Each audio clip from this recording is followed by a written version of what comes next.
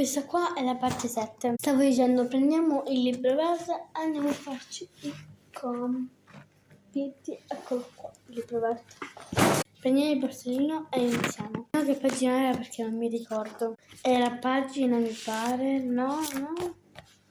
Spiderina.